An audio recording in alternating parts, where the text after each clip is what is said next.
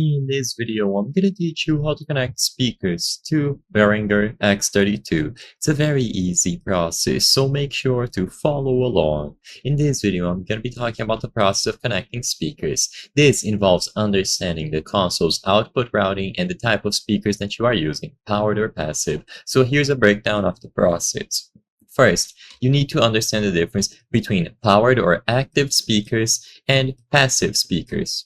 So for powered speakers, they will have built-in amplifiers. You will need to connect the X32's output directly to the speaker's inputs. So you basically set it up like this on the input of that speaker.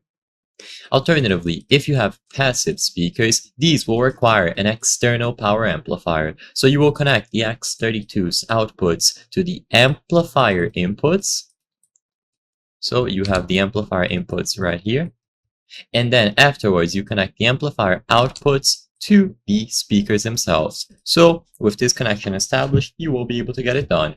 The X32 offers various outputs, including XLR and TRS. The main outputs are typically used for your main speakers, and you can also use auxiliary outputs or matrix outputs for different speaker configurations. There are plenty of options to choose from, so look for anything that says out, for example.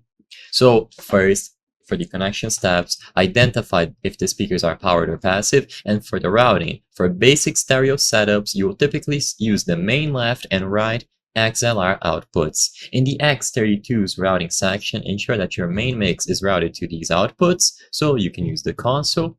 And for auxiliary or matrix outputs, if you need to send different mixers to different speakers, such as monitor speakers, zone speakers, use the auxiliary or matrix outputs. Configure the routing in the X32 to send the desired signals, and you will be able to use the XLR or DRS cable to connect the outputs and inputs. I hope I was able to help you on how to connect speakers to Behringer X32. If this video helped you, please be sure to leave a like and subscribe for more very easy tips. Thank you for watching.